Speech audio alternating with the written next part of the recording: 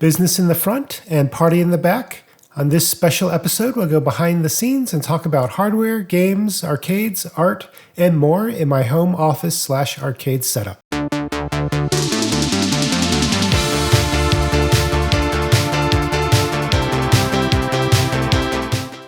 Over the years, I generally had small spaces for my office, and this was great, but it meant that I couldn't really decorate the whole room. And then some years back, we bought a house, and I would finally get to have my own office. And this meant I could do cool things like Hue Light Sync for the whole room and get a gigantic desk from IKEA that I saw all the other YouTubers have. Samsung kept making bigger and bigger monitors. I discovered Secret Labs for an awesome chair, and things were really coming together. But as work from home set in, I would spend the majority of my day here. I wanted to see if I could make my home office feel a little more cozy or entertaining to myself. I used to work in an arcade, and I discovered Arcade 1-Up and started releasing some titles that I really liked. And Secret Labs released a new desk that barely arrived at my house in one piece, but it was successful. And Samsung actually released a larger monitor, and they showed two people lifting it and putting it together.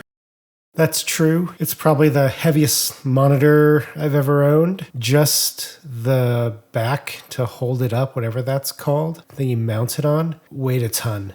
But I can't argue with the end result. I'm really enjoying my home office/arcade now. During the day, it's fun to have a arcade background with all the RGB on my Teams calls, and then play some arcades with friends in the evening. So let's start by breaking down the computer setup here. Underneath the desk, I have my computer, PlayStation, and a UPS. It sometimes gets windy where I'm at, and the power will flash for me. Pro tip, I also added a UPS to my router and modem so I could stay connected the whole time when the power flashes. A Razer low-profile keyboard. It works pretty well. It has good battery life. The mouse is the same way, also really good battery life. It supports wireless charging, so you can just hook it up to its dock or any other wireless charger and have it work. But because I play MMOs, I will hook up a Naga as well, and that's just basically an MMO mouse with a ton of side buttons there. The Naga is wired, so I use a mouse bungee to help control the wire. And the wireless charging pad I have fits in with all the other RGB stuff, so when you're charging something on it, it glows in that circle there. For audio, I use the Arctis Nova Pro for like Discord and gaming, and then I have a Elgato XLR input for my other mic. My problem with the Elgato software is when you install it, it adds a ton of inputs, and so it's kind of a pain to browse and switch between them. The software is pretty stable, which is better than the SteelSeries one. For YouTube and other recordings, I'll use this blue microphone here. It's been pretty solid, and the mic stand is also pretty solid too, so I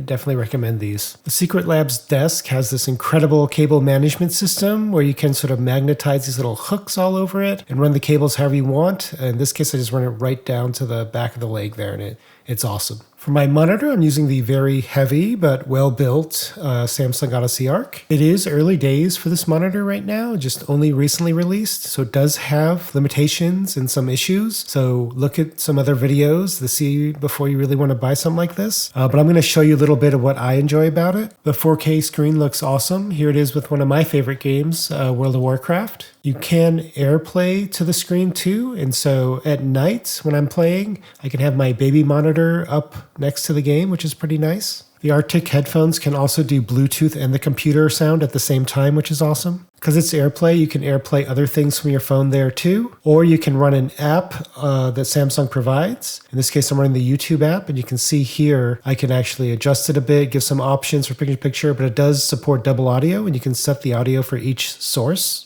It also lets you change the screen ratio. So if you're playing a game that you want to see in wide or ultra wide, you can do that. And it'll swap it over pretty quickly. Your Windows settings, you'll have to adjust it a little bit the first time, but then it'll remember it. And you can see here, it's using half the monitor for the 32:9. You might be like, oh, hey, now the upper half's blank. I think they spent a little time on this, which is nice. You can do a minimap zoom. And so when you turn that on and just say put it at the top, you get this little box you can control. And then as you position that box, you'll see it up above the widescreen display. It's certainly an interesting idea. I don't know how this will actually play out, but zooming a piece of content larger in a lot of games is nice, especially minimap things. I'll use it a bit, but my preference is generally to have YouTube up somewhere. For those that don't know, this monitor with that giant stand can rotate vertically, and it's pretty nice, but it is very, very big when you look at it and you're looking up at everything too. One of the things I do is just treat it as kind of like a double or triple monitor at that point, where I put Excel in one place, VBA in the other, and maybe YouTube at the top. You can play windowed games and have other windows open at the same time, just like anything else. Where it really shines is something like a pinball game that's designed for vertical monitors. In that case, it just looks gorgeous and plays really, really well. Websites do work well too. And we're just talking, anything that has a collection of something that lays out pretty nicely. You just get more of those. For YouTube Shorts, you can see there it just fits the screen well. I'm assuming TikTok videos would too. It's effectively a supersized version of turning a smaller monitor vertical too. So all the same benefits and negatives apply.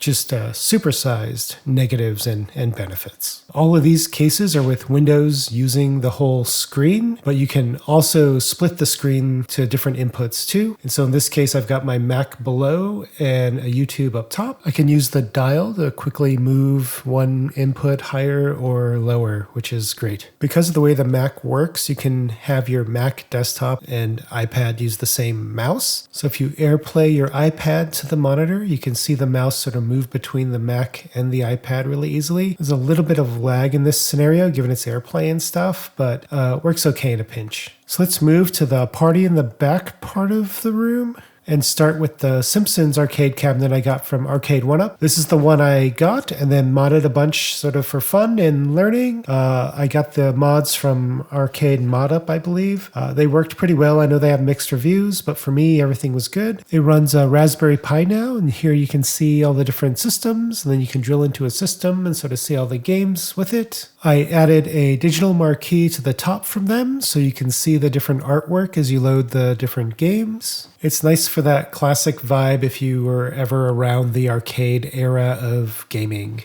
I also upgraded the monitor to be a 19-inch monitor. I would love it if Arcade1Up could just sort of make 19-inch the new standard. That feels a lot better than the 17-inch stuff. That is the default they use today for a lot of their cabinets. And I swapped out the control panel for these lighted buttons and 2-player input instead of the 4, since most of the stuff I do will be 2-player. Let me take you through some of my favorite games I like playing on this cabinet. This first set is just really classic games from, say, the early to mid 80s, I think. Super simple to play, really simple objectives, so it just kind of made it fun at the time. When you get to the late 80s and 90s, you saw really, really cool games. If you were a wrestling fan, some of the, I guess, most iconic games of the time came out. If you like side-scrollers, there are a lot of options for that. So like a side-scroller beat-em-up like Narc, you're sitting there shooting people and exploding. The Simpsons was another just great like side-scroller beat-em-up sort of thing.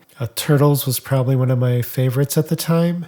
And I think there's this lesser-known game at the time, Michael Jackson's Moonwalker, which is actually a whole lot of fun too. The emulation of all these games on the Raspberry Pi is pretty solid. I don't notice many slowdowns or load times, so that's great. The package you get from Arcade ModUp is basically plug and play. You got to assemble the deck a little bit and stuff like that, make the right connections. But once all that's done, you boot it up and it just boots you straight into being able to select and play games. Oh, and Street Fighter 2 here is just incredible. I used to play it in a bowling alley close to my house. So it was a lot of fun. I never really played the video game movie version, but now that this is all here, it's so you can try out all these old arcade games that you didn't get a chance to play before. I know some people like to collect, one game per cabinet and get all the artwork and everything, and that's awesome. I have some of those too, but having at least one multi-cade just to kind of give you the breadth of games is a nice experience for you and maybe friends that come over and stuff too.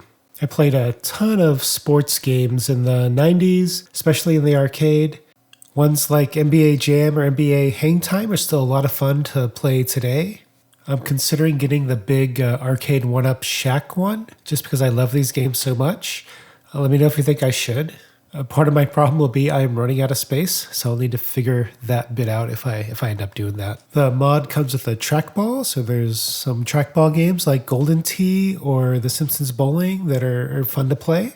Some of the negatives will be games that have special controls. So like in this one, APB, you really need a steering wheel and a pedal to really make this work. Same with Spy Hunter, it doesn't quite work well, so you just end up crashing a lot or going to the extremes. Smash TV is one of my favorites. It takes 2 sticks to control. They're a little far apart on the cabinet. Double analog sticks works really well for it. So I'll just hook up a joystick to my iPad and be able to play these games through the MAME emulator there. This works great for something like Flight, where you can bring a ton of video games with you just on a quick portable device. You can turn it portrait mode too, and the games will play in portrait mode, which is great. Let's move to my next cabinet, which is NFL Blitz. It's one of my favorite games from back in the day. So I was super happy to see Arcade 1UP releasing it. I know the community has been a little tough on it, for good reason. Definitely valid issues with it. For me, the core gameplay is there, which I really like. I know there's roster people missing, but I haven't noticed, which is good, I think. The joystick feels good. It's like some 49-way joystick, so it works well for me, but definitely check out other reviews. I love shooting games, so Big Buck Hunter was one I wanted to get. Did a couple modifications here. Number one, as you can see, the marquee isn't just the standard marquee. It's this lit one with the antlers, which looks really nice. The second one is I put a Dell monitor in, a 20-inch Dell monitor, so that the screen could be bigger than the 17-inch, and that's just an example of it feels a lot better, especially a shooting game if you have more area to shoot at. I could have gone bigger, but I wanted to keep it sort of contained within the cab itself. And a pro tip for all those starting to learn the game, turn off the shotgun pumping to reload just to sort of get the feel of everything. And the last arcade game here is Attack from Mars Pinball. This one here comes with maybe 10 different pinballs. I think they also sell a Star Wars and a Marvel version too if you're into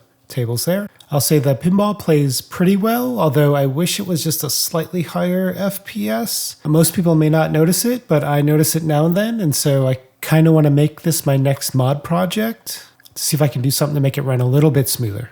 But I do enjoy playing it. And on that note, let's jump over to the accessories part of the room. I do have a lot of 90s-ish theme things hanging around. A lot of my posters are the metal posters called displates. You can just put a magnet on the wall and you sort of just snap them to it. So it makes it really easy to adjust them or swap them out for new ones every now and then. Some of the larger displates are 4 of them combined together. When you do that, you can kind of see the seam in them. I don't really notice it after it's just been hanging around my office a lot. But if it's something that just sticks out to you and looks bad, you may want to avoid the extra large size. I got a Mars Attacked themed Simpsons one since I have a Simpsons cabinet and an Attack from Mars cabinet, so I thought that fit well. I've always liked having plants in my room, but I'm not good at watering, so I've just sort of compromised and said I'm getting a bunch of fake ones. I think this one's from Amazon, but IKEA sells some pretty good ones too. I want to have a few fun novelty items in this space. I got this floating thinking emoji, which is kind of fun to look at when I'm thinking.